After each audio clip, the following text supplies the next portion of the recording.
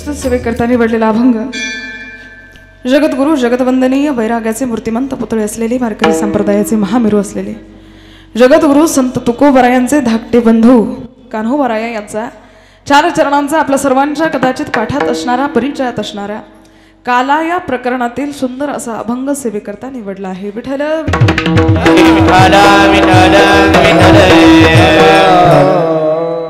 म्हणून अलिखित नियमांचं पालन करणारा हा वारकरी संप्रदाय आज काला या प्रकरणातील अभंग घ्यावा कीर्तनकाराने आणि काला झाला की मग मात्र सप्ताह पूर्ण झाला असं आपण समजत असतो। यद्यपि काला म्हणजे काय प्रथमतः आपल्या सर्वांना ज्ञात आहे। आपण काला कशाचा करतो? मुरमुऱ्यांचं म्हणा किंवा पोह्यांचं म्हणा लाह्यांचं म्हणा, त्याला मौसूतपणा येण्यासाठी आपण त्याच्यामध्ये काय घालतो? दही ताक असे पदार्थ घातल्यानंतर त्या कडक पोह्यांना कडक मुरमुऱ्यांना मौसूतपणा येतो आणि ते नरम झाले की मग इतके नम्र होतात आणि इतके नरम होतात की दात नसलेल्या म्हाताऱ्यांना सुद्धा ते खाता येतात। बरोबर आहे ना? अगदी त्याचप्रमाणे आपलं हे जे जड जीवन आहे याच्यामध्ये अहंकाराचा हा जो कठोरपणा आहे ना, दही रूपी परमतत्वाचं त्याच्यामध्ये जर आपण मिश्रण केलं, दही रूपी परम चैतन्याचं जर आपण त्याच्यामध्ये मिश्रण केलं तर आपल्याही जीवनामध्ये मौसूतपणा याचा अर्थ नम्रपणा येतो आणि या नम्रतेच्या मार्गाने परिक्रमण करून भगवत दर्शन आपल्याला सुखद होतं। म्हणून काला आहे विठ्ठल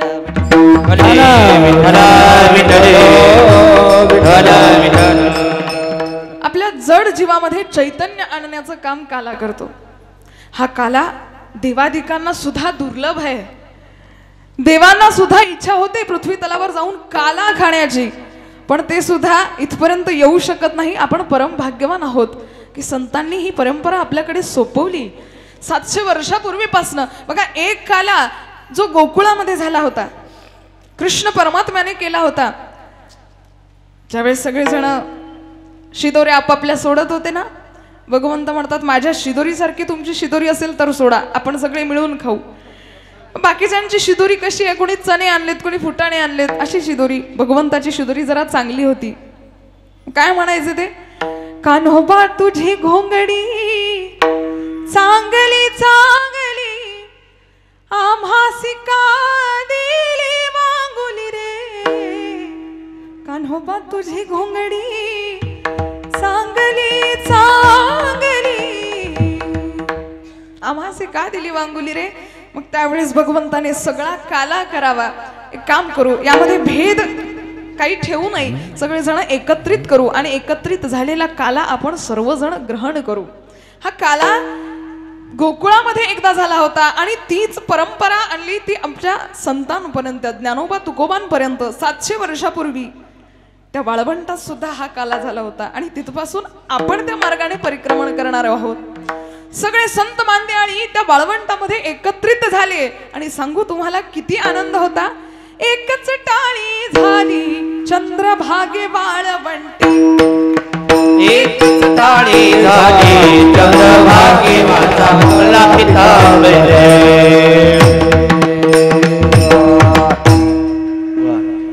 सावध होई देवा ऐसे बोले कबीर।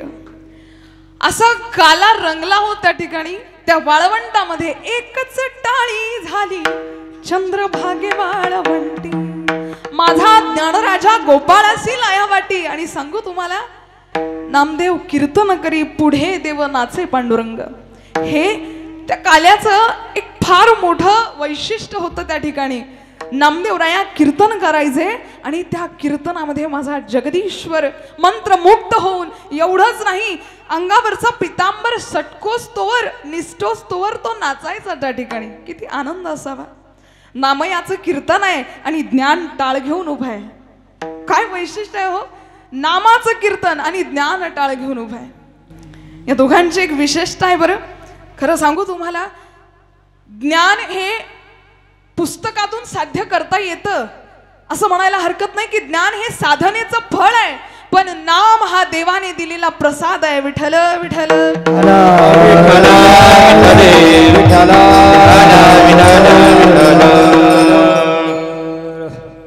ज्ञान साधनेचं फळ जे आहे. आणि नामदेवराया नामावर विशेष परमात्म्याचं प्रेम आणि हाच तो नाम्या आज कीर्तन करतोय आणि पांडुरंग समोर नाचतोय, सगळं काही देहभान विसरून. हा गोड काला संतांनी आपल्यापर्यंत पोहोचवला. म्हणून मी आधीच बोलले की आपणही भाग्यवान आहोत. देवाधिकांना सुद्धा जो काला दुर्लभ आहे तो आपल्या सर्वांना मिळाला. म्हणून आज याच काल्याचा अभंग घेऊन कीर्तन झाल्यानंतर काल्याचाच प्रसाद आपण सर्वांनी ग्रहण करावा आणि आपल्या जीवनाला तृप्तता मिळवून द्यावी. विठ्ठल विठ्ठल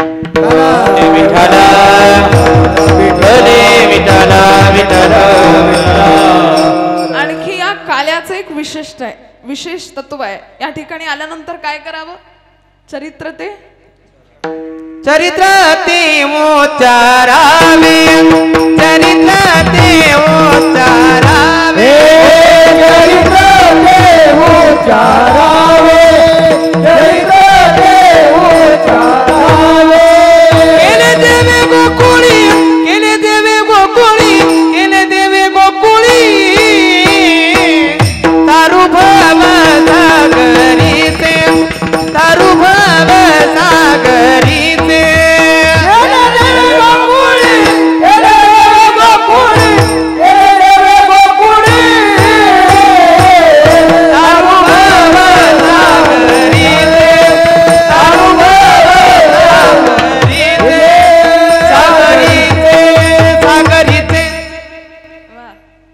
चरित्र ते उच्चारावे, केले देवे गोकुळी.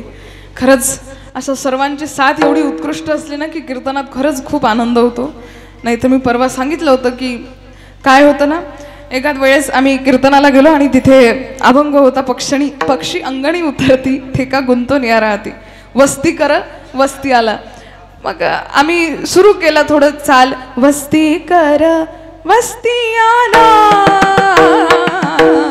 वस्ती कर वस्ती आला. मागच्यांनी उचललं प्रमाण, वस्ती कर मस्ती आला, वस्ती कर मस्ती आला. म्हटलं मस्ती आला जर म्हटलं तर खरंच किती कमाल होऊन जाईल. आधीच तर ते तेरवीचं कीर्तन आणि त्यात वस्ती कर मस्ती आला. बऱ्याच ठिकाणी असं होतं, तिन्ही देव जैसे परब्रह्मीचे ठसे. त्यांना वेगळंच काय ऐकू येतं, ते म्हणतात तिन्ही देव जैसे परभणीचे ससे. म्हणजे कदाचित साऊंडचा प्रॉब्लेम असेल म्हणून असं होत असेल. तर असं काही या ठिकाणी नाही. आपण सर्वजण उत्कृष्ट आहात, ज्ञानीजन आहात. आणि एवढं सुंदर प्रमाण बघा, चरित्र ते उच्चारावे, देवे केले गोकुळी. कान देऊन ऐका, सर्वांगाचे कान करा. आजचा हा प्रसंग झाला की यानंतर आपल्याला कुणी म्हणणार नाही आहे की मंदिरामध्ये या, भजन करा, टाळी वाजवा, कुणी नाही म्हणणार आहे. आपल्याला आता यानंतर संसार थाटायचा आहे, अजून संसार करायचा आहे, त्या संसारामध्येच पुन्हा गुरफटायचं आहे. म्हणून आजच्याच दिवस हा कार्यक्रम आहे ना, तर याच्यामध्ये मनापासून आणि प्रसन्न चित्ताने बसा. विठ्ठल विठ्ठल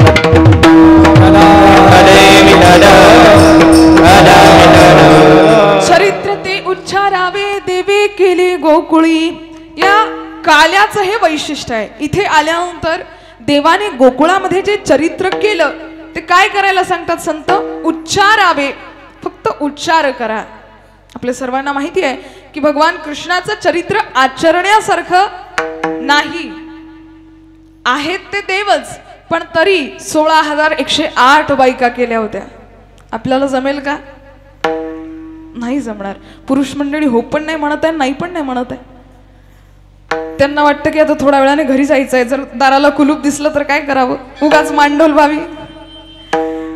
त्यापेक्षा बरं आहे 16,108 आपण नाही करू शकत बायका. भगवंताने 12 गाव अग्नी पिला होता. आपल्याला उदबत्तीचा चटका लागला की आपण 4 हात उड्या मारणारे लोक आहोत. आपण काय करणार आहोत देवाची बरोबरी? म्हणून फक्त चरित्र ते उच्चारावे. पण हो, जर खरंच कुठल्या तरी देवाच्या चरित्राचं आचरण करायचं असेल तर ते करावं माझ्या रामरायांच्या चरित्राचं. आपण 7 दिवसापासून रामरायांची कथा सर्वजणांनी श्रवणपान केली. प्रत्येक क्षणाक्षणाला रामरायांचा जो निर्णय आहे, जी वाचा आहे, जो व्यवहार आहे, तो इतका सुंदर आहे की प्रत्येक क्षण आपल्या जीवनामध्ये आपण आचरण करावा त्या चरित्राचा. इतकं गोड ते चरित्र आहे. 14 वर्ष वनवासात पाठवलं, पण कधी बाबांना उलटून विचारायची हिंमत झाली नाही, बाबा माझी चूक काय आहे? तुम्ही 14 वर्ष मला वनवासात पाठवताय, काही तर चूक असावी ना बाबा. ज्या क्षणाला राजा दशरथांनी सांगावं रामा तुला वनवासात जावं लागतं, रामरायांनी म्हणावं वाह बाबा पिता दीन मोही कानन राजू. बाबा मला फार आनंद झाला, भरताला फक्त अयोध्येचं राज्य मिळणार आहे, पण मला संपूर्ण वनाचं राज्य मिळणार आहे. या अयोध्येपेक्षा सर्वात मोठं म्हणजे वन आहे, आणि तुम्ही जर मला वनवास देताय ना तर तिथला राजा मी होईल म्हटल्यानंतर ही गोष्ट माझ्यासाठी आनंदाची आहे. राजा दशरथांना रामराया समजावून सांगतात. राजा दशरथांचं इतकं प्रेम आहे. आपण काल ऐकलं की राम राम कही राम कही राम राम कही राम. भगवंत 6च दिवस झाले होते वनात जाऊन, पण 6 वेळेस राम राम म्हणून आपले प्राण त्यांनी त्यागलेत. इतकं प्रेम असल्यानंतर सुद्धा रामराया कधी उद्धट बोलले नाहीत, कधी उलटून. पूर्ण रामचरित्र मानस तुम्ही एक एक दोहा, एक एक चौपाई, एक एक सोरठा, एक एक छंद वाचून बघा. प्रत्येक दोह्यामध्ये इतकी सुंदर भाषा आहे, इतकी मृदू भाषा आहे. म्हणून ते जे चरित्र आहे ना ते आचरण करण्यासारखं आहे. तसं पाहिलं तर या दोघांमध्ये काही भेद नाही आहे. राम आणि कृष्ण यांच्यामध्ये भेद नाही आहे, हे एकच परमतत्व आहे. संत म्हणतात की राम कृष्ण दो एक है, अंतर नहीं निमेष, इनके नयन गंभीर है, इनके चपल विशेष. दोघांमध्ये काय अंतर आहे? एकच अंतर आहे फक्त. दोघंही परमतत्व एकच आहे, पण इनके नयन गंभीर है. कोणाचे नयन गंभीर आहेत? बोला ना मातांनो. रामरायाचे नेत्र गंभीर आहे, रामरायाचा स्वभाव गंभीर आहे, रामरायाचा स्वभाव शांत आहे. पर इनके चपल विशेष, यांचे जरा चपळ आहे. यांचं छोट्या छोट्या गोष्टीवरून फार मोठं माजवण यांना केल्याशिवाय जमत नाही. उधम करणारे भगवान श्री कृष्ण आहेत. बस एवढासा छोटासा फरक या दोघांच्या चरित्रामध्ये आहे, आणि या दोघांच्या दिसण्यामध्ये म्हणा किंवा या दोघांच्या तत्वामध्ये म्हणा छोटासा अगदी फरक आहे. बाकी दोघ जण एकच आहेत. विठ्ठल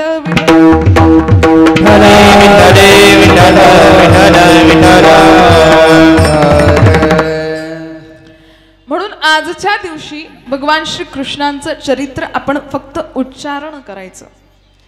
आज सांगायचं भगवंताने गोकुळामध्ये काय काय केलं, वृंदावनामध्ये काय काय केलं, पंचक्रोशीत काय काय केलं. आपल्या सर्वांना ज्ञात आहे भगवंताचा जन्म कारागृहामध्ये झाला, आणि नंतर वसुदेवजींनी त्यांना गोकुळामध्ये नेऊन सोडलं. तिथून माया इकडे आणली. मग या कंसाने पुन्हा मायाला गरगर फिरवलं आणि आपटण्याचा प्रयत्न करतोय, पण चतुर्भुज रूप धारण करून माया समोर आली आणि सांगते त्या कंसाला की अरे कुणाला मारायला निघालायस? तुझा जो शत्रू आहे ना 8वा, तो केव्हाचा जन्माला आलेला आहे. तू मला मारण्याचा प्रयत्न करतोयस? कधीचाच तो जन्माला आला आणि गोकुळामध्ये आहे, एवढं सुद्धा सांगून दिलं. पण तरी कंसाला मारता आलं नाही. का नाही मारता आलं? यांनी लहानपणी तेच काम केलं होतं. आघा पघारीठा मारिले बाळपणी, आघा पघारीठा मारिले बाळपणी, आघा पघारीठा मारिले बाळपणी, आघा पघारीठा मारिले बाळपणी, आघा पघारीठा मारिले बाळपणी, आघा पघारीठा मारिले बाळपणी, आघा पघारीठा मारिले बाळपणी, आघा पघारीठा मारिले बाळपणी. अवघी त्यांच्या खाली बुडाविली, अवघी त्यांच्या खाली बुडाविली, अवघी त्यांच्या खाली बुडाविली, अवघी त्यांच्या खाली बुडावली, अवघी त्यांच्या खाली बुडाविली, अवघी त्यांच्या खाली बुडाविली, अवघी त्यांच्या खाली बुडावली, अवघी त्यांच्या खाली बुडावली. काका पगारीठा मारली बाळपणी, काका पगारीठा मारली बाळपणी, काका पगारीठा मारली बाळपणी, काका पगारीठा मारली बाळपणी,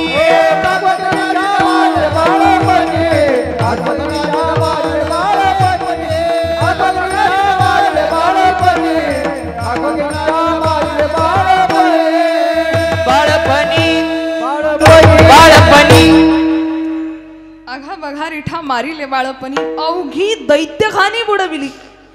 इतका प्रयत्न केला यांना मारण्यासाठी. अघासूर, बकासूर, तृणावर्त, रिठासूर सगळे दैत्य पाठवले, पुतना पाठवली, पण काही उपयोग झाला नाही. सगळ्यांचा नाश केला. कंसाने भरपूर प्रयत्न केले पण काही उपयोग झाला नाही.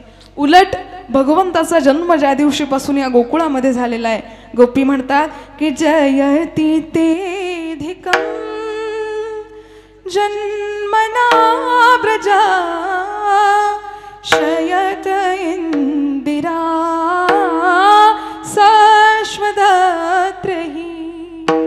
हे नाथ, तुमचा जन्म ज्या वेळेसपासून गोकुळामध्ये झाला ना, इंदिरा म्हणजे लक्ष्मी माता म्हटलेलं आहे. शयत इंदिरा शाश्वतत्रही. तुम्ही ज्या वेळेसपासून गोकुळामध्ये आलात त्यावेळेसपासून स्वतः लक्ष्मी माता आमच्या गोकुळामध्ये आली. म्हणून श्रयत इंदिरा शाश्वतत्रही. प्रभू, तुमचा जन्म म्हणजे आमच्यासाठी खूप आनंददायी आहे. आता ज्या ठिकाणी परब्रह्म अवतरावं त्या ठिकाणी सुखाला पारावार राहावा का हो? गोकुळीच्या सुखा अंतपार नाही लेखा. बाळकृष्ण नंदा घरी आनंदल्या नरनारी. ज्या ठिकाणी परमतत्व जन्माला यावं, भगवंताने अगदी लहान रूप घेऊन, बाल रूप घेऊन सर्वांचं मन वेधून घ्यावं, त्या ठिकाणी कशाची उणीव भासावी हो? त्या ठिकाणी फक्त एकच आहे, सबसे ऊंची प्रेम सगाई. दुर्योधन को मेवा त्यागो, दुर्योधन को मेवा त्यागो, साग विदुर घर खाई, साग विदुर घर खाई. सबसे ऊंची प्रेम सगाई, सबसे ऊंची प्रेम सगाई, सबसे ऊंची प्रेम सगाई. दुर्योधन को मेवा त्यागो और साग विदुर घर खाई, सबसे ऊंची प्रेम सगाई. सबसे ऊंची, सर्वात उंच काही असेल तर भगवंताचं प्रेम आहे. आणि या गोकुळवासियांना तेच मिळालं, त्याच्यामुळे आणखी काही मिळावं याची आशाच शिल्लक राहिलेली नव्हती. आपण कालही याच अभंगावर निरूपण केलं आणि चर्चा केली की देवाचं प्रेम जिथे मिळतं ना, तिथे दुसरं काही मिळायला हवं ही आशाच राहत नाही. भगवंताचं प्रेम सर्वतोपरी उच्च स्थानावर आहे, त्याच्यामुळे ते आपल्याला मिळावं. अन्यथा तुकोबाराय म्हणतात, तुका म्हणे करी ब्रह्मांड ठेंगणे, तुका म्हणे करी ब्रह्मांड ठेंगणे, तुका म्हणे करी ब्रह्मांड ठेंगणे, तुका म्हणे करी ब्रह्मांड ठेंगणे, करी ब्रह्मांड ठेंगणे, तुका म्हणे करी ब्रह्मांड ठेंगणे. हात पसरीची धिकत्याची, हात पसरीची धिकत्याची, हात पसरीची रे धिकत्याची, हात पसरीची रे धिकत्याची, हात पसरीची धिकत्याची, धिकत्याची.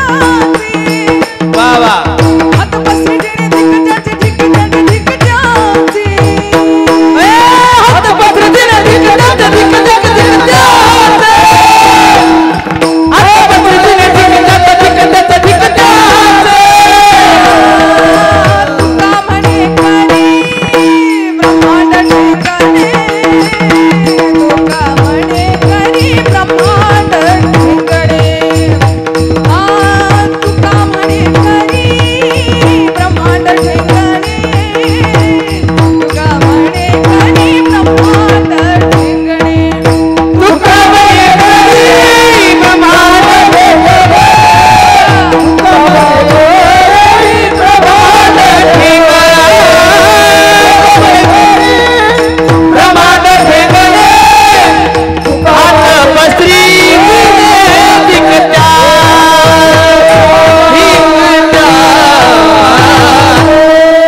आहा, क्या बात है. तुका म्हणे करी ब्रह्मांड ठेंगणे, हात पसरी जिणे धिकत्यांचे. मग काही आशा अपेक्षा मनामध्ये उरत नाही. आणि हेच परमात्म्याचं प्रेम आज गोकुळवासियांना सहज मिळालेलं आहे. काहीतरी परमात्म्याची कृपा आहे आणि म्हणून हे प्रेम मिळालं. कारण ही कृपा प्रत्येकाला नाही होत बरं.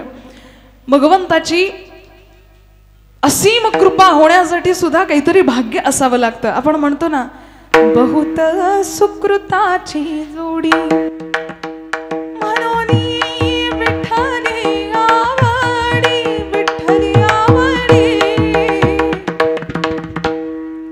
बहुत सुकृताची जोडी आणि म्हणून विठ्ठल आवडी. ऐकताय ना मातांनो सर्वजण? इथपर्यंत आलात ना काल्याला? तुम्ही स्वतःच्या पायाने नाही आलात बरं.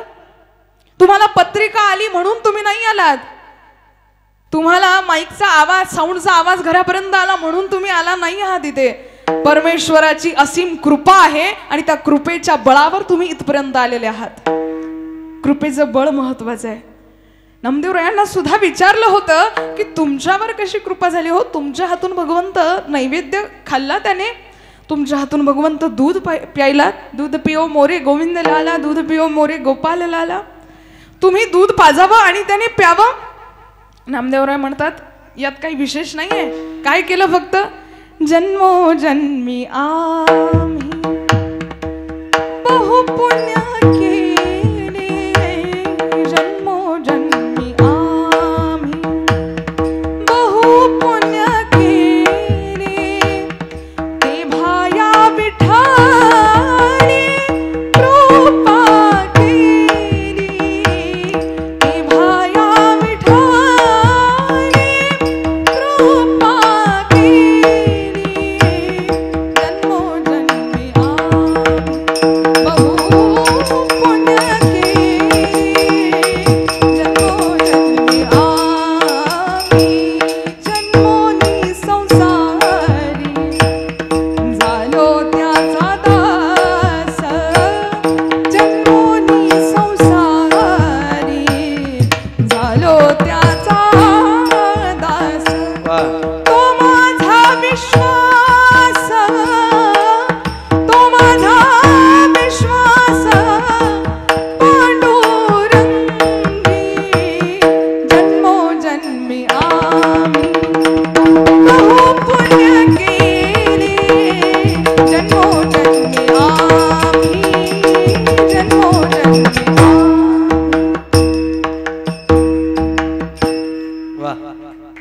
जन्मोनी संसारी झालो त्याचा दास. थोडा इको वाढवायचा थोडासा. आणि तो माझा विश्वास पांडुरंग. बहुत सुकृताची जोडी. खूप जन्मजन्मांतरीचं सुकृत फळाला यावं लागतं आणि तेव्हा भगवंत दिसतो. आणि मग भगवंताची कृपा झाली की प्रत्येक कर्म भगवंतासाठीच होतं. जणू काही जेही कर्म आपण कराल ते भगवंताच्या भक्तीत मोडतं. आज गोकुळामध्ये गोपी 2-2 तास लावते शृंगार करण्यासाठी. आणि सहज कोणीतरी जर विचारलं की अगं गोपिकांनो, तुम्ही त्या परमेश्वरासाठी, त्या कृष्णासाठी एवढा शृंगार करता, एवढ्या लाखोच्या संख्येने त्या ठिकाणी गोपिका येतात, गोपी तू एवढ्या लाखोमध्ये तुलाच पाहिल हे कशावरून ग? त्यावेळेस ती गोपी उत्तर देते, त्याने माझ्याकडे बघोत अथवा न बघू देत, जर कदाचित त्याची नजर थोडीशी वाकडी जरी माझ्यावर पडली ना तरी मी नेटकी दिसावी, मी सुंदर दिसावी. हा भाव गोपीचा आहे. 2-2 तास शृंगार करायला लावते. हा शृंगार सुद्धा गोपीचा भक्तीत मोडतो. मी तुम्हाला कथेमध्ये सांगितलं होतं की शृंगार करावा, कुमारिका मुलीने शृंगार करावा तो कृष्णासाठी आणि सौभाग्यवती स्त्रीने शृंगार करावा तो पतीसाठी. पातिव्रत्य धर्माचा हा नियम आहे. गोपी शृंगार करते पण कृष्णासाठी आणि हा शृंगार सुद्धा तिचा भक्तीमध्येच मोडतो. विठ्ठल विठ्ठल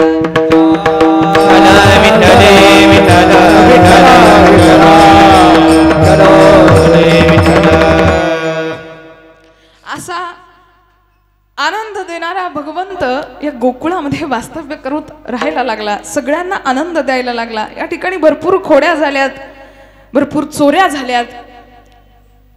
गोपिका देवाने फक्त 2 क्षणाकरता समोर येऊन दिसावं किंवा त्याने आपल्या समोर नाचावं म्हणून गोपी काय नको नको ते प्रयत्न करते. आपल्या सर्वांना माहिती आहे की भगवंताने खूप खोड्या केल्या आणि त्या खोड्या केल्या की सगळ्या गोपिका दुसऱ्या दिवशी सकाळी सकाळी जाऊन नंदराणीच्या दारासमोर जायचं आहे आणि नंदराणीला आवाज द्यायचा, बोलाव तुझ्या कृष्णाला. नेहमी नेहमी खोड्या करतोस, त्याला लाज नाही का ग वाटत?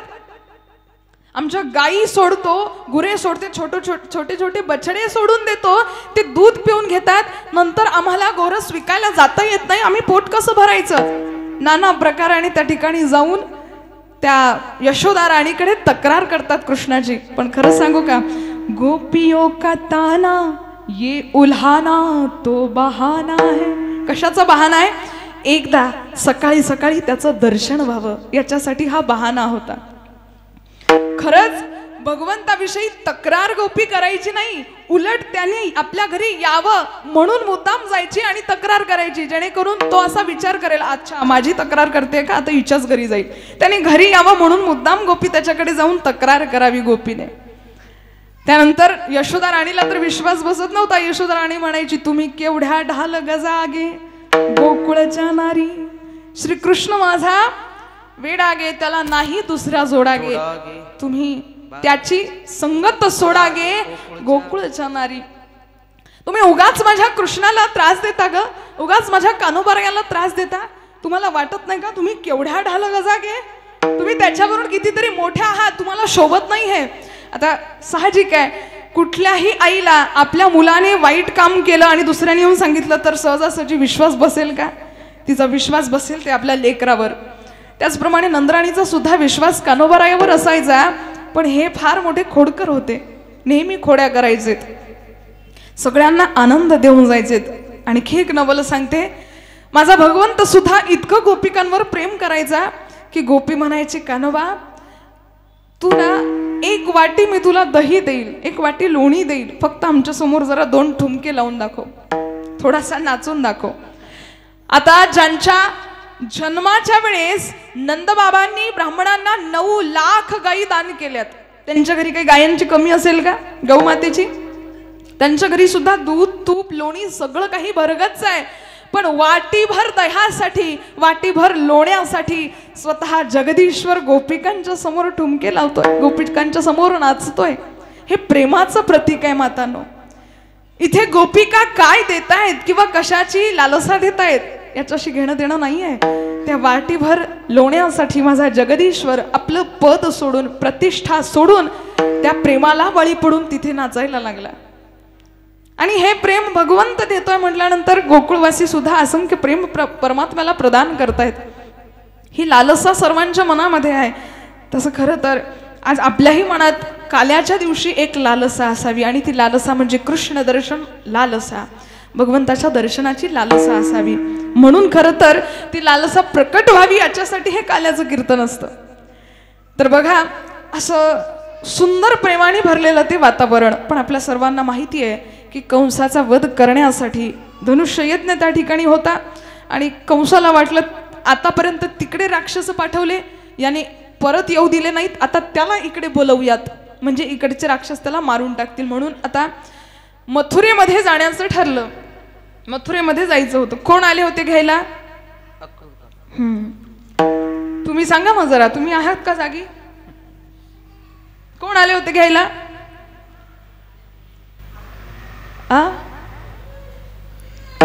मागच्या महिला मंडळ बोलण्याचा प्रयत्न करा जरा.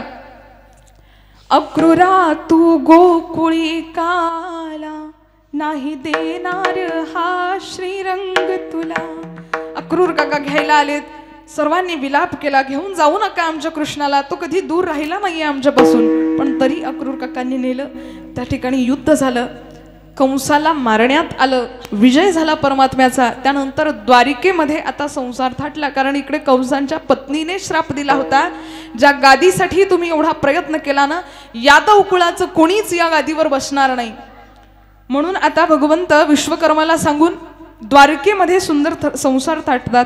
त्यानंतर आमच्याच विदर्भातल्या, तुम्ही मराठवाड्यातल्या आहेत ना, म्हणून जरा आमचं विदर्भ म्हटलं, आमची प्रतिमा उंच व्हावी म्हणून. विदर्भातली एक सुंदर सुकन्या आहे, भीमक राजाची, भीष्मक राजाची मुलगी. नाव काय आहे मातांनो? रुक्मिणी नाव आहे. त्या रुक्मिणी सोबत परमात्म्याचा विवाह झाला. त्यानंतर अष्टमहानायिका त्यांच्यासोबत विवाह झाला. त्यानंतर मग 16,000 वगैरे सगळं माहितीच आहे आपल्या सर्वांना चरित्र. विवाह झाला, भगवंत राहायला लागलेत. बघा काही ठिकाणी संतांनी असं वर्णन केलेलं आहे की एकदाच गोकुळवासी कुरुक्षेत्रावर भगवंताला भेटायला आले होते आणि काही ठिकाणी असंही वर्णन आहे की द्वारिकेमध्ये सुद्धा ते भेटायला आले होते. तो दिवस उजाडला. गोकुळवासियांना सगळ्यांना आतापर्यंत वाट बघून गोकुळवासी थकले होते. देवाने सांगितलं होतं मी मथुरेला चाललो पण अगदी 2च दिवसात परत येईल. या आशेवर सगळेजण आजपर्यंत वाट बघत बसलेत, माझे कृष्ण येतील. छोटे छोटे मुलं सुद्धा गावाच्या वेशीवर जाऊन वाट बघायचे भगवंताचा रथ केव्हा येईल. पण वर्षानुवर्ष गेले, भगवंत आले नाहीत. बाट निहारी घनश्याम नैना नीर बहे, बाट निहारी घनश्याम नैना नीर भरे. और कहते हैं प्रभु जोग ध्यान में चित नाही लागे, जोग ध्यान में चित नाही लागे, मद की पीर ही पल पल जागे, आस करे दिन रे नैना नीर भरे.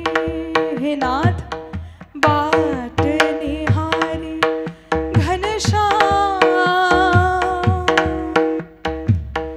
नैना नीर भरे.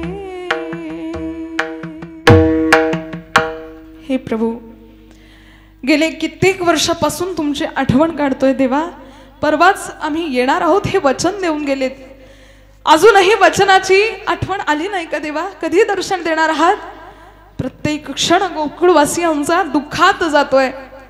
जोग ध्यान में चित नाही लागे, ना योग करा वाटत आहे, ना तप करा वाटत आहे, ना जप करा वाटत आहे. प्रभू तुमच्या आठवणीमध्ये केवळ अश्रुबिंदू ढळत आहेत.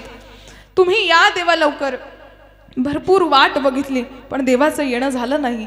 आता गोकुळवासियांनी निर्णय केला की चला आपण जाऊयात, ज्या ठिकाणी कृष्ण आहे ना त्या ठिकाणी आपण सर्वजण त्याला भेटायला जाऊयात. म्हणून सर्वांनी तयाऱ्या केल्या देवाला भेटायला जाण्याची. त्या सगळ्यांमध्ये एक म्हातारी आजी हट्ट करते, मला सुद्धा येऊ द्या. अरे मी सुद्धा त्याची लीला पाहिलेली आहे रे, मला सुद्धा त्याच्या प्रेमाची आवश्यकता आहे. असू देत गात्र शिथिल झाले तरी एकदा फक्त त्याच्या दर्शनासाठी येऊ द्यात. म्हातारीच्या हट्टाला सर्वांनी मान्य केलं आणि सर्वजण आता निघालेत भगवंताला भेटायला. त्या ठिकाणी गेलेत. भगवंत सिंहासनावर आरूढ आहेत. सगळे गोकुळवासी समोर बसलेले आहेत. देवाचं रूप निहारताय. किती गोड आहे हो तो, किती गोड आहे. तुझी निडळे कोटी चंद्र प्रकाश, तुझी निडळे कोटी चंद्र प्रकाश, निडळे कोटी चंद्र प्रकाशे, निडळे कोटी चंद्र प्रकाशे, कमल नयन हर्षवदन हासे, कमल कमल नयन हर्षवदन हासे, कमल नयन हर्षवदन हासे.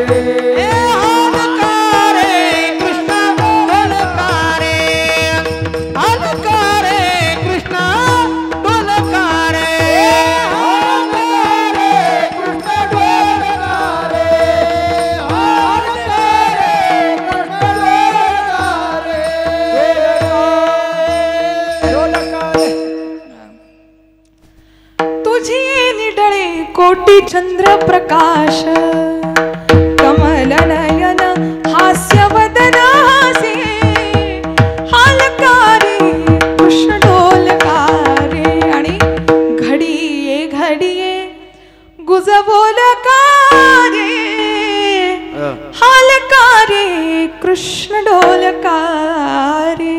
असं सुंदर स्वरूप सिंहासनावर आरूढ भगवंताला पाहिलं आणि सगळेजण मंत्रमुग्ध होऊन गेले. आतापर्यंत कान्होबा अरे कान्हा, अरे कृष्णा, अरे कन्वा म्हणून हाक मारणारे होते.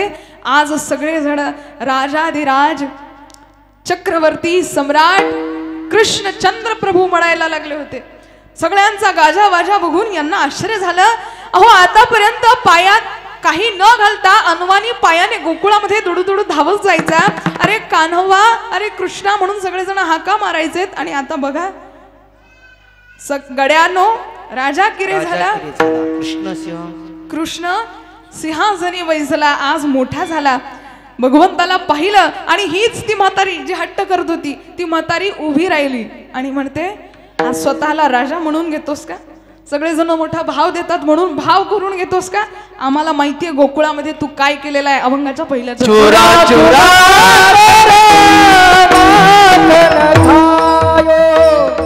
सगळ्या जणी वेड्या पिशा होऊन फक्त तुला पाहण्यासाठी तुझ्या दारासमोर यायचा. सगळे जणी उल्हाने करायच्या. सगळ्या जणी जाऊन त्या यशोदेला सांगायच्या, तक्रार करायच्या. कशी तक्रार करायच्या गवळणी?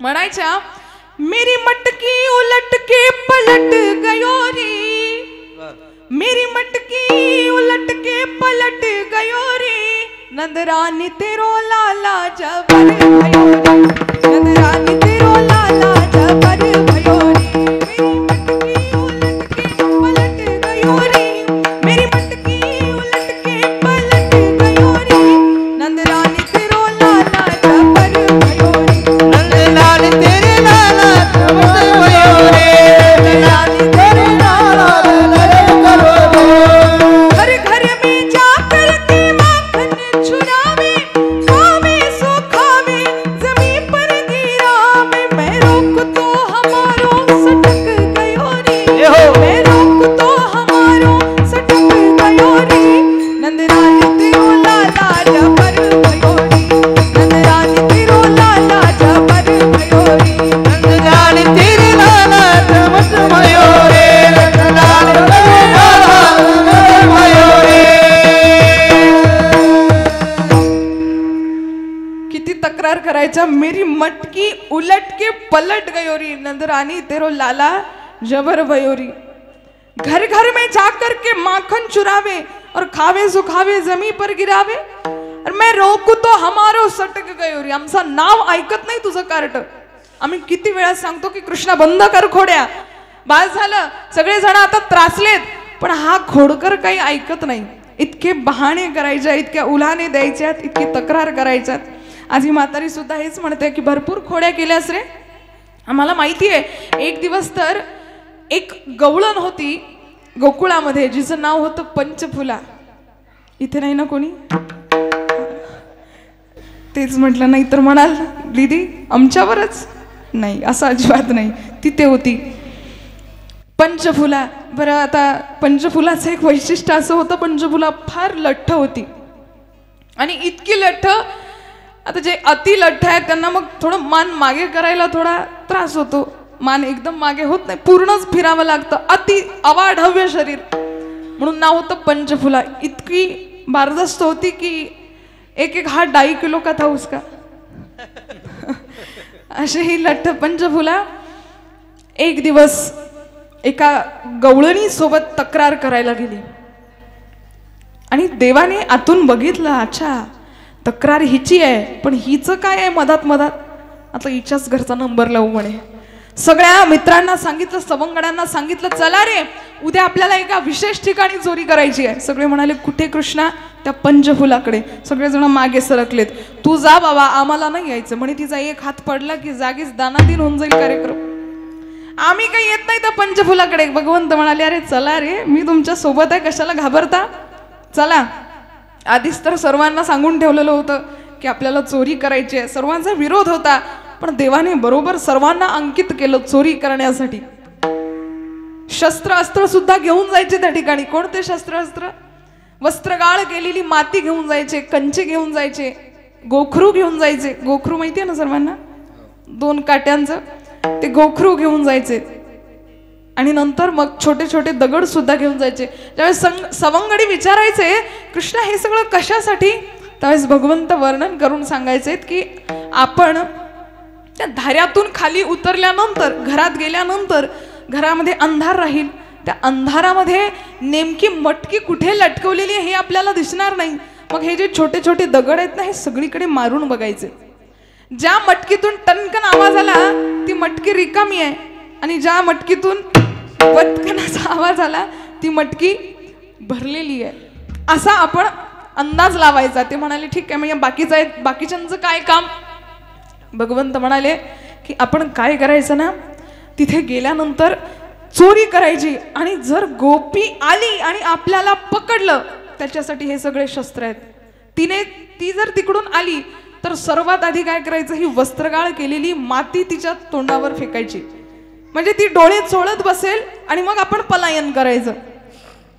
तो वाकड्या तिकडून आला, म्हणे तिने जर चष्मा घातलेला असेल तर मग मोठं कठीण आहे. म्हणे हो तेही बरोबर आहे, त्याच्यासाठी ना हे गोखरू आणलेत आपण, हे गोखरू समोर अंथरून द्यायचे, म्हणजे तिच्या पायात ते टोचतील आणि ती तिथेच थांबेल, आपण पलायन करायचं.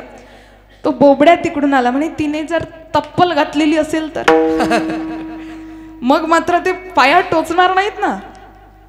भगवंत म्हणाले तुझंही बरोबर आहे, त्याच्यासाठी हे कंचे घेतले, अंथरून द्यायचे, ती त्याच्यावरून जाऊन स्लिप होईल, पडून जाईल, घसरून जाईल त्या ठिकाणी, आणि मग ती पडली की आपण पलायन करायचं.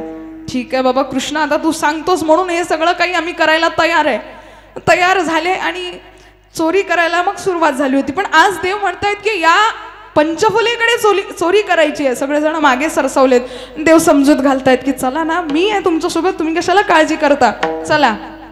सगळेजण गेलेत त्या ठिकाणी. आपल्या सर्वांना माहिती आहे की पहिल्या जुन्या घरांना धारं असायचं. धारं कळतं ना, इकडे धारच म्हणतात ना, हा नाही, वर जे छिद्र असतं घराला सौना म्हणतात. सौना बघा, म्हणून मी पहिल्या दिवशी म्हटलं होतं भाषेत थोडासा फरक पडतो. आमच्याकडे धारं म्हणतात, त्याला सौना म्हणतात का तुमच्याकडे? सौन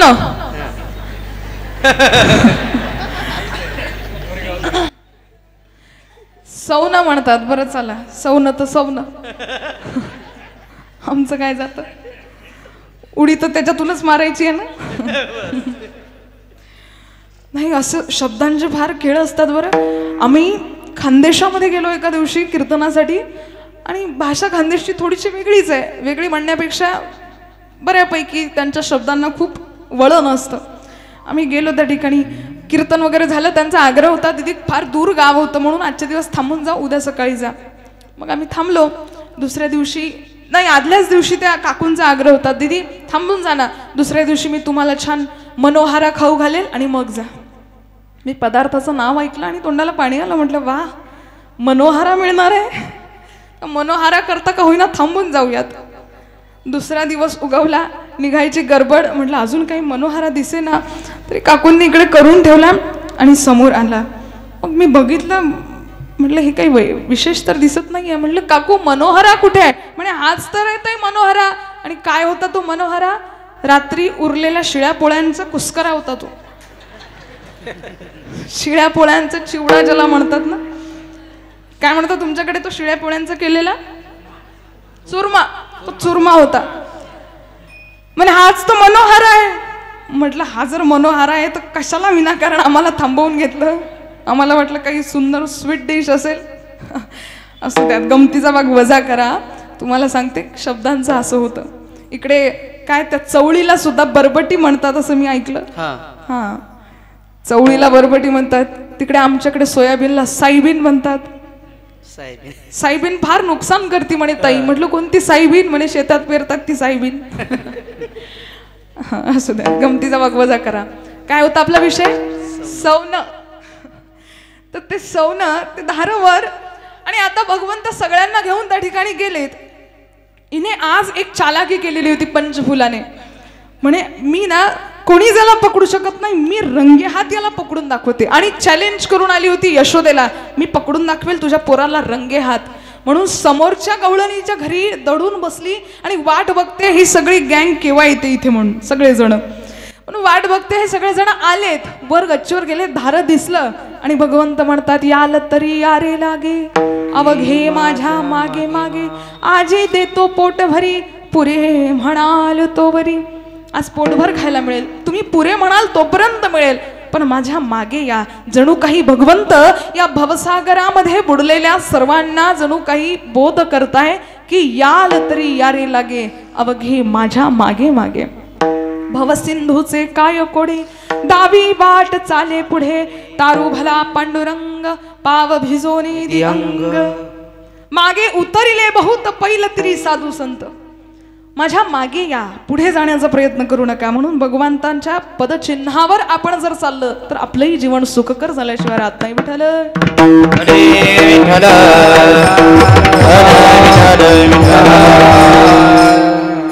चला माझ्या मागे. म्हणून सर्वांनी एकदा जय जयकार केला. गोपाल कृष्ण भगवान की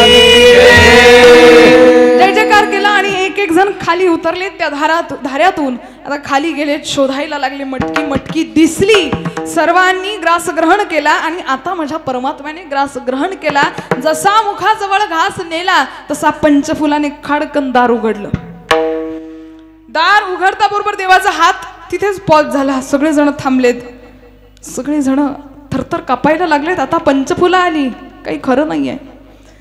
आधीच तर ती एवढी लठ्ठ आहे, एवढी दाढी जुडी आहे. खरंच आता किती भीती वाटते हिची. आणि बरं हिचं घरही ना असं रेल्वेच्या डब्यासारखं लांब लांब होतं. पळायला कुठे मार्गच नव्हता. एकाच ठिकाणी सगळेजण स्तब्ध झाले. हिने बघितलं, जाऊन भगवंताच्या पाठी जोरात मारला एक चापट. आणि देवाला म्हणते तू चोऱ्या करतो. चला आता तुझ्या यशोदेला मी सांगितलं होतं ना तुला रंगे हात पकडेल. आतापासूनच तुला जाऊन तिला दाखवते, मग तुला कळेल. हात धरला भगवंताचा जोरात. भगवंत म्हणतात अगं सोड ना, मारते का मला आताच? आज तुझी कीव होणार नाही. किती दिवस झाले तरी सगळ्यांना त्रास देतोय. ती यशोदा मान्य करतच नाही की तू चोरी करतो म्हणून. आज तिला दाखवून देतो की खरा चोर तूच आहे म्हणून. म्हणाला सोड ना सोड ना पंचफुला, किती त्रास देशील किती. एक शब्द ऐकला नाही. पंचफुला घेऊन निघाली घराच्या बाहेर. घराच्या बाहेर निघली. बरं हिला काही कोणी बोलायची हिंमत करे ना, पण तरी आजूबाजूला गोपी ग्वाले सगळेजण आले. हळूहळू म्हणतात अगं पंचफुला सोड ग त्याला, आता काय मारते का त्याला? ती म्हणायची याला मारू देत, आज काही झालं तरी चालेल, पण आधी यशोदेकडे याला नेऊन देऊ दे. पुन्हा दुसऱ्या गल्लीतले सगळे बाहेर आले. अगं पंचफुला सोड त्याला, हे काय करतेस? ऐकायचं नाव घेत नाही पंचफुला. ओढत ओढत ताणत ताणत बुक्के मारत मारत तिथपर्यंत नेलं. यशोदा महाराणीला आवाज दिला, यशोदे बाहेर ये. नेहमी नेहमी म्हणतेस माझा कृष्ण चोरी करत नाही, तुम्ही केवढ्या ढालग जागे. आम्हाला वाईट साईट म्हणते. आज बघ रंगे हात आणला की नाही त्याला धरून. हिला मागे बघता येईना, पण हातात धरून ठेवलेलं होतं. यशोदा महाराणी एवढा गोंगाट ऐकून बाहेर आली. यशोदेच्या कमरेवर श्रीहरी बसलेले आहेत आणि पदर आहे त्यांच्या अंगावर टाकलेला. भगवंत बसलेले आहेत. काय ग सकाळी सकाळी दांगडो करतेस? काय झालं तुला एवढा जोरात ओरडायला? यशोदे तू म्हणत होतीस ना की माझा कृष्ण चोरी करत नाही, बघ आज त्याला रंगे हात पकडून आणलाय मी. यशोदा महाराणी म्हणायला लागली, तू काय खोटं बोलतेस की काय? झोपेतून उठलीस का नेमकी? माझा कान्होबा माझ्याकडे झोपलेला होता रात्रभर. पटत नसेल तर दाखवू का? म्हणून पदर बाजूला केला तर बाबाजी कडेवर बसलेले होते. हिला आश्चर्य झालं, हा जर तिथे तर माझ्याजवळ कोण आहे? आतापर्यंत रस्त्याने त्याला मारत आणलं, हात सुटून तिथे कसं काय गेलं? माझ्या हाताला तर याच्या हाताचा स्पर्श होतोय. म्हणून कसं बसं करत मागे बघितलं तर तो तिचाच नवरा होता. मग हिने विचारलं की तुम्ही कस काय? म्हणे पहिल्या झटव्यापासून मीच आहे. कृष्ण केव्हाच पळून गेला होता, पहिला बुक्का घातला ना तसा मीच आहे. मग आता थोडासा अहंकार बाजूला झाला. आता कुठेतरी शरणागती पत्करली. डोळ्यात पाणी आलं पंचफुलाच्या. आणि मनातल्या मनात त्या जगदीश्वराला सांगते, देवा तुझी लीला अपरंपार आहे, देवा क्षमा कर. अरे परब्रह्माला बांधण्याचा प्रयत्न केला रे, परब्रह्माला रंगे हात पकडण्याचा प्रयत्न केला. हे विसरून गेली होती की हे परम तत्व सगळीकडे विराजमान आहे. देवा क्षमा कर. लाजीरवाणी झाली आणि पंचफुला घरी निघून गेली. म्हातारी आजीबाई सांगते, भरपूर खोड्या केल्यास, किती जणांना त्रास दिला रे. चुरा चुरा कर माखन खाया, गौलन कानंद कुवर कन्हैया. एवढा त्रास दिला आणि आता मोठा बढाया मारतोयस अभंगाच्या दुसऱ्या. ये बडाई दिखावत मोही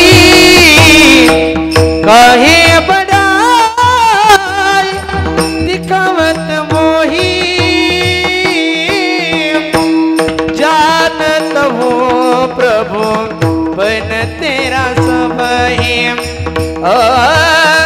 जानत हूँ प्रभु बन तेरा सब है काये बनाए दिखावत काये बनाए दिखावत जानत हूँ प्रभु बना तेरा सब है जानत हूँ प्रभु बना तेरा सब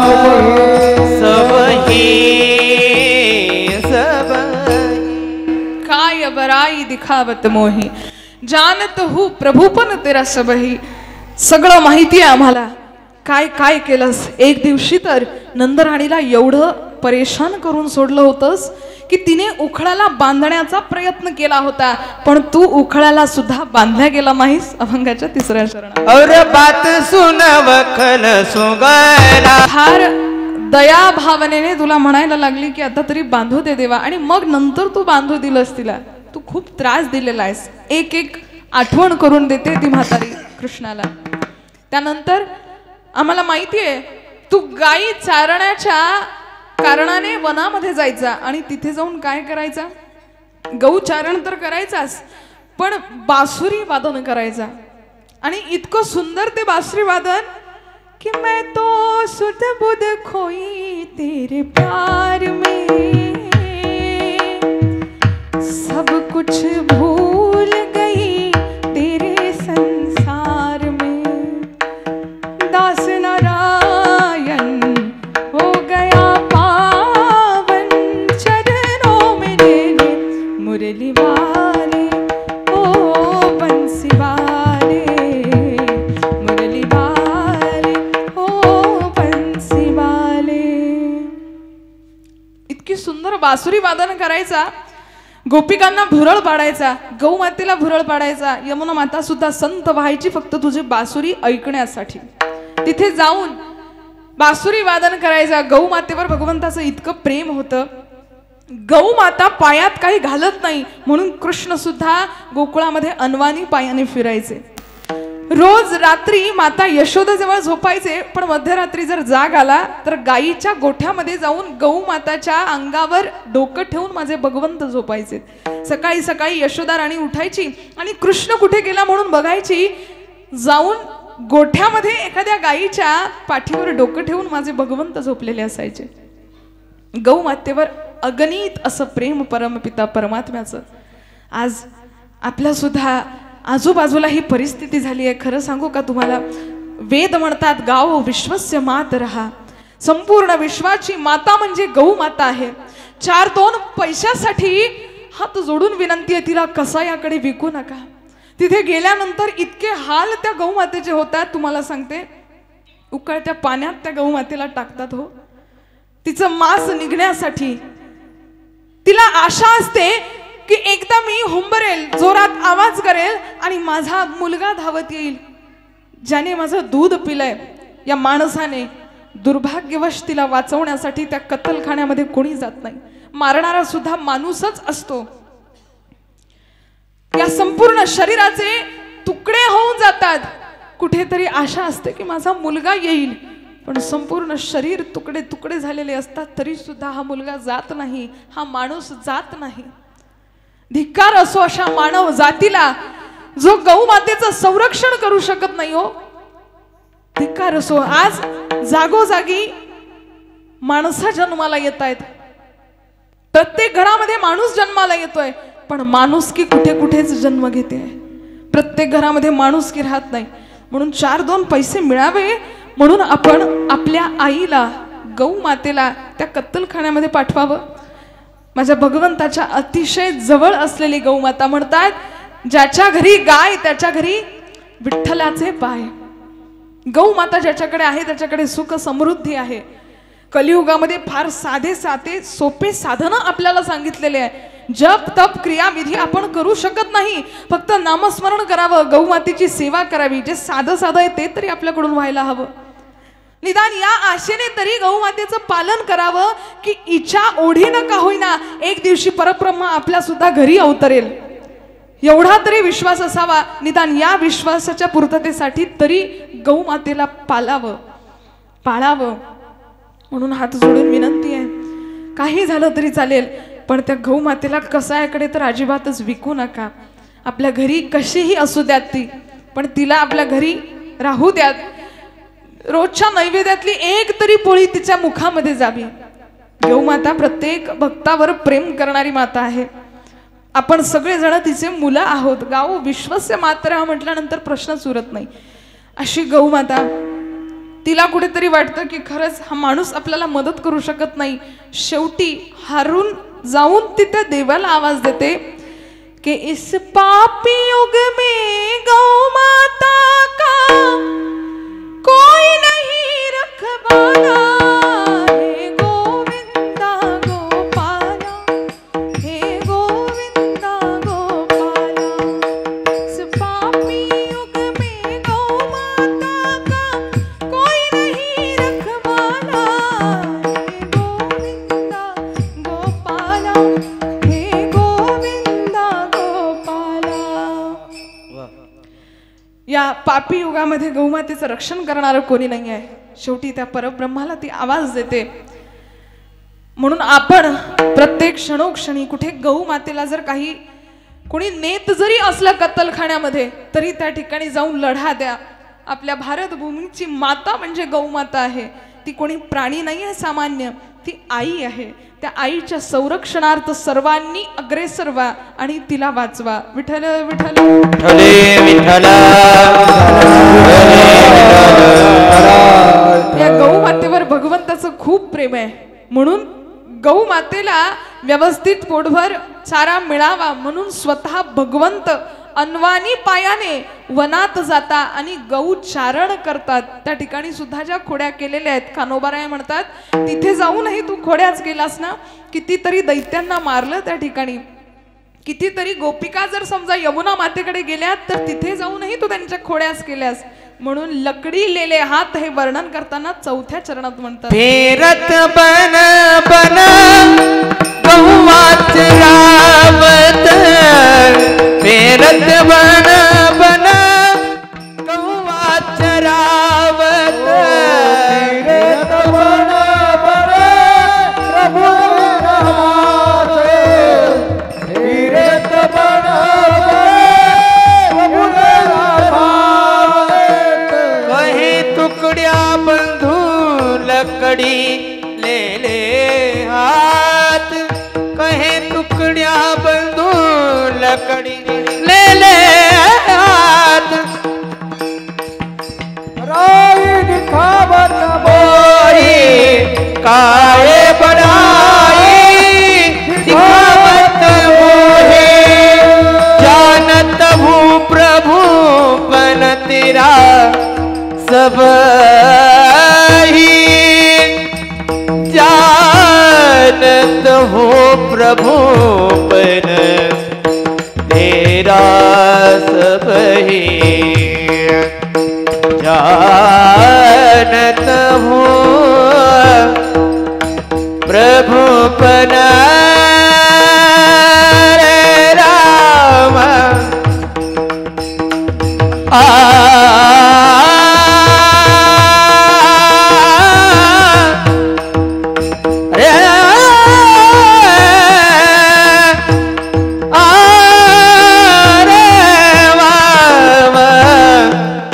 जानत हूँ प्रभु बन तेरा सब ही.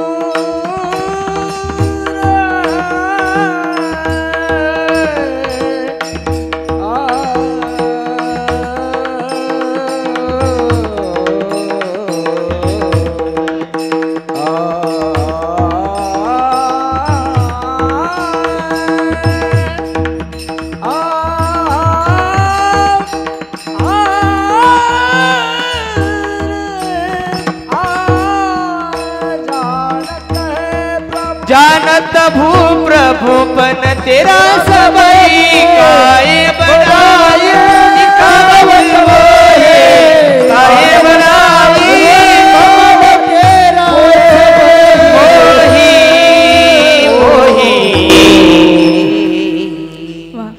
फेरत बन बन गाव चरावत कहे तुकया बंधू लकडी लेले हात. असं वनामध्ये जाऊन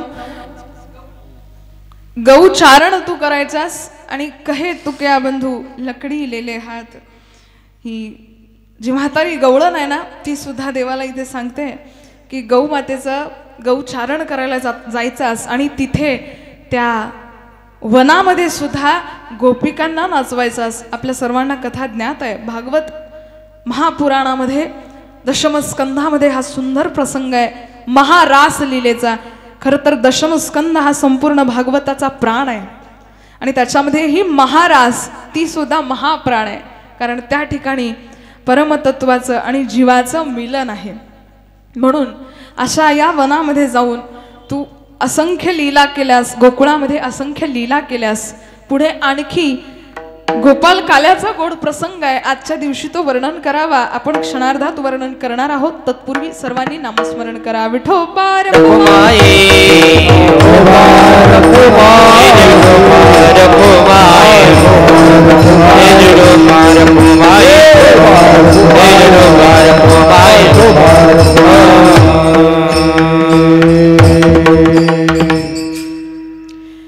सगळे सवंगडी आणि भगवंत गौचारण करण्यासाठी वनात जायचे. त्यावेळेस आपली शिदोरी सगळेजण घेऊन यायचेत.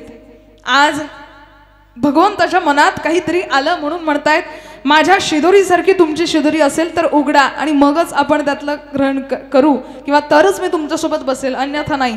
सगळेजण बाजूला गेलेत. कान्होबा तुझी शिदोरी फार चांगली आहे देवा, पंचपक्वानांची आहे. आमची अशीच आहे रे. कोणी डाळ्या आणल्यात, कोणी फुटाणे आणलेत, कोणी शेंगदाणे आणलेत, कोणी पापड आणलेत. आमची शिदोरी फार काही चांगली नाही आहे. पण त्यावेळेस भगवंत म्हणतात असू द्यात. आपण काय करू ना, इथे थोडाही भेद आपण ठेवू नाही. सर्वजण हा शिदोरी एकत्रित करू, याचा काला करू आणि सगळेजण मग काला खाऊ. म्हणून आता सर्व बालगोपालांनी सगळ्यांचा शिदोरी एका ठिकाणी आणली आणि ती एका ठिकाणी करत त्याचा एक काला केला. काला म्हणजे सगळ्या पदार्थांचं मिश्रण. आणि तो पूर्ण मिश्रित झालेला काला. आता आजचा काला गोड झाला, गोपालाने गोड केला असं म्हणतात. तर त्या काल्याचा घास भगवंत प्रत्येक गोपालाच्या, प्रत्येक सवंगडाच्या मुखात घालतायत. सगळ्या जणांनी यथेच्छित काला खाल्ला आणि आता तृप्तता होऊन सगळ्यांना हात धुवायचे होते. म्हणून सगळेजण यमुना मातेकडे जायला लागलेत.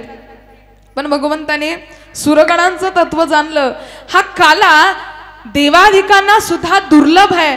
म्हणून काल्याचे मिसे देवजळी झाले मासे. आता यमुना मातेमध्ये माशाचं रूप घेऊन देव आलेत. का? कारण हे ज्यावेळेस हात धुतील त्यावेळेस त्या काल्याचे कण त्या पाण्यामध्ये जातील आणि ते कण आपण ग्रहण करू.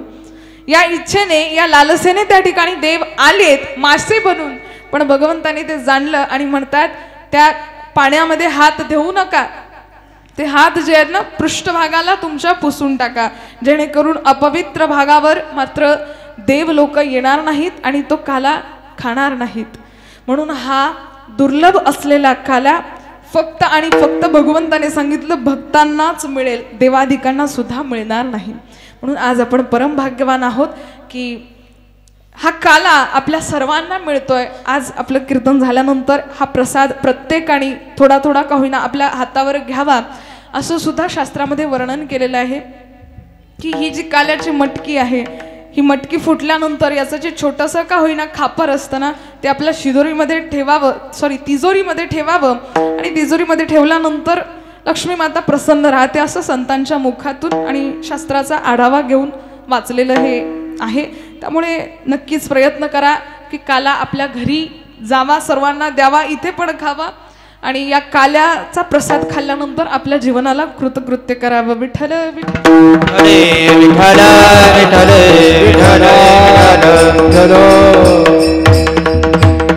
तर पुनश्च एकदा या अभंगाचा नेमका हाच गुडार्थ असेल का मला माहिती नाही. संतांच्या आशीर्वादाने, आईबाबांच्या आशीर्वादाने, पंढरीशाच्या कृपेने आपल्या सर्वांसमोर थोडासा बोलण्याचा प्रयत्न केला. झालेली सेवा पांडुरंगाच्या चरणारविंदावर समर्पित करते. तत्पूर्वी आजचा शेवटचा दिवस आहे, सांगतेचा दिवस आहे. पुनश्च एकदा संपूर्ण कनेरगाव वासियांचे मी खूप खूप मनापासून ऋण व्यक्त करते. आपण सर्वांनी मला या ठिकाणी बोलावलं. 7 दिवस मला भरपूर प्रेम आपण सर्वांनी दिलं. आमच्या संपूर्ण जिजाऊ महिला मंडळ, आमच्या शिंदू आजी, बेबी आजी, त्यानंतर आपण सर्वच जण, जोशी आजी, जोशी कुटुंब, आपल्या सर्वांचे कुटुंब आणि आपण सर्वजण, आदरणीय आमचे किसन काका गावंडे आणि सर्व ट्रस्टीमध्ये जेही मंडळी आहेत, आपल्या सर्वांचे मी खूप मनापासून ऋण व्यक्त करते की आपण सर्वांनी इथपर्यंत बोलवलं आणि आपल्या सर्वांचं मला सुद्धा दर्शन झालं. खूप आनंदाची गोष्ट आहे. तसेच आणखी मला पुन्हा इथे साथ देणारे आमच्या संपूर्ण वारकरी टाळकरी मंडळी, आदरणीय गायनाचार्य नामदेव महाराज, आदरणीय उद्धव महाराज आणि रामेश्वर महाराज, सर्वांनी साथ दिली उत्कृष्ट. आदरणीय आमचे गुरुजी सुद्धा, आदरणीय महाराज, काय नाव आहे यांचं महाराजांचं, नामदेव महाराज, नथू महाराज, सर्वांनी छान साथ दिली. आमच्या विणेकरी ताई सुद्धा, मृदुंगाचार्य आमचे आशिष दादा भोयर यांनी सुद्धा उत्कृष्ट साथ दिली. सर्वांचे मी मनापासून ऋण व्यक्त करते.